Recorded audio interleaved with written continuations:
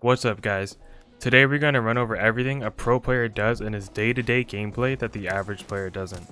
This is going to be a 3-part series so I don't overload everyone with a ton of important info. I'm going to use actual situations to show what could have been done better or what was already done correct, as well as tips from my experience. These are things I studied my whole career to try and make me play at the highest level possible. Alright, grab some snacks, get comfy, it's time to learn. Let's go.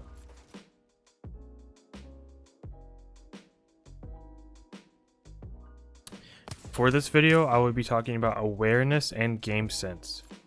A huge problem I see with newer players is their awareness and game sense. Knowing what's going on around you is critical to winning fights. To me, a high level player has always had situations running in the back of his head. What can I do if this happens? How long can I fight until a team rotates in from over here, etc. The basic principles of awareness and game sense are that you need to understand what's happening every time you fight, and need to know your limits in order to win every fight accordingly. So to try not to make everything a blanket statement that doesn't actually get specific, I'm going to use videos to show exactly what I mean. So I'll be showing 2 examples of what good game sense looks like, and then I will be talking about how you can improve your game sense. If you want to skip around, timestamps will be in the description. For example, where having good game sense saved me from dying for free. My teammate Kobe, shout out Sir Kobe by the way, awesome guy. Look, I love him so much. Yeah, he gets knocked immediately in this fight, and I'll play real quick for you, and then I'll come back over and tell you what happened, what was correct, and all that. Shark rock. You know what I'm talking about? The torpedo rock. Literally dead. I didn't die. The rest of the fucking havoc. Behind you, right here. Sentinel. He's literally won, bro. He's literally won. I just. Okay, so let's see. So right here, me and Kobe are running up. Let me mute this video. Me and Kobe are running up, and he starts getting beamed. And look at his health, right? By the time I realize it, Kobe's literally dead at this point. So if I turn to the right and fight here, I'm fighting 3 people head on. That's not a fight I want. I don't want to take a 1v3, you know? I want to take a 1v1. I want to take 3 1v1s if I can. So he gets beamed. He's dead. So I go, okay, I'm just going to go run for cover so I can take my 1v1 because I'm not just going to fight 3 people like this. So get to cover. Kobe dies. I'm like, that's fine. I'm in cover. This guy, one of them has to reload, if not all of them. I'm going to turn around and start fighting now. So I go for Pathfinder. I break him. Immediately go back to cover. And from what I know, I'm like, okay, these guys just knocked my teammate and did a little bit of damage to me. They're all gonna ape me. All 3 of them are just gonna start sliding into me. So I was like, you know what? Instead of fighting 3 people head on, I'm gonna make them choose a 1v1. So instead of fighting them head on, I slide over this rock and I'm like, Pathfinder, you're fighting me. I'm not letting you guys just gonna run up on me like that. So look, like this, they don't even realize what happened because it was such a smart play. They thought I was just gonna sit there and fight on the rock. I'm like, nope, sliding down the hill. So now me and Path basically get a 1v1 here. And then I get another 1v1 with Loba. Like, she ended up killing me because I had no ammo R9 and Mastiff. But I got to fight a 1v1 and then a second 1v1 compared to having fighting a 3v1. Okay, so let me lay out the situation here. There's a full team up on the house past the zip line. I'm solo by myself on this building with 2 teammates just to the right. And obviously I want to kill these guys in front of me. So I figure I can do it by myself if I play correctly. So let's see what happens. Pop a cell. And I'm watching him through this doorway, by the way. Like I'm pretty sure my body's sticking out right here, but like I can see like what's happening without showing too much of myself while I'm healing. Like I feel like a normal player would walk inside this building right here and just like sit in a corner and heal and just like play off of sound, you know? But instead of doing that, I can like literally, I can physically watch them while I'm healing. So I'm just like 2 birds with 1 stone type of thing right here. So I full heal, and then I double headshot him. So that's like a perfect lead off to start this fight. Like I already hit him for 130, he only has like 70 more health. He's not gonna fight, he's gonna wanna like run to cover and heal. So I'm like, cool. I wanna take this zip line here. So to do this, I throw a thermite, and I run up it, throwing arc stars.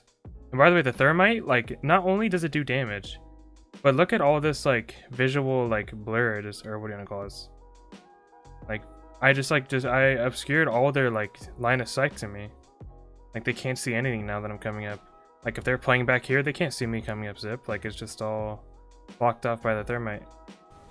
And I threw arc stars back here, so they can't see me, and if they choose to play back here, they're getting hit by that. They broke one, burning one, hit for like 100, break another one, because he's sitting on this box that threw the arc for some reason. So I like basically broke the whole team by myself. And now I'm on height. I'm on ultimate height. Loba's queuing away. Like, I literally made this team lose 300 damage or 300 health, and they're all running away right now. Like, I just like solo like put this team in a shambles by myself, you know. That's just like the power of like having like super strong game sense. Like, I can just outplay a team so hard that doesn't like understand like what the situation is, you know. Okay, so let's go back at the very start of this. What would a gold 3 or even a lower level player, what would he have done in this situation? So, the difference between me and a gold player is I probably would have healed inside the house, not looking at what's happening. And like right here, I don't think he like looks for damage. I honestly think like I only saw this one guy. I think like average, really average player goes straight up the zip. And that's it. And he just tries to fight like by running up. He doesn't try to do any lead off damage, you know. The one thing I see in a lot of the level players is they don't go for like lead off damage. They don't try and knock one before they push. They just kind of hard send into everybody and try and fight really close the whole time. So like definitely would have just went straight up the zip. And on top of that, you know, say he does like double headshots and whatever. I will guarantee that he's not throwing nades as he's taking the zip. He's just going straight up. And even more to it, probably not throwing nades as he's coming up. When he lands here, he would probably run straight at these two guys instead of opting for height. Like, definitely going for ultimate height is the play. But I guarantee you would just went straight at them, you know. It's just like, it's a big difference between a high level player and low level player, you know. I can't stress this enough. Game sense will make or break so many fights. Okay, so I gave you 2 examples of what I did and what a lower level player might do. Now let's talk about what you can do to practice your game sense. One thing that helps is every time you die, think over the situation and how it could have went differently. What if I played on my cover a little better? What if I naded this before I went into the building? Etc. Just keep learning from your own mistakes. Watch professional players and streamers play and take what they do and mold it into how you play.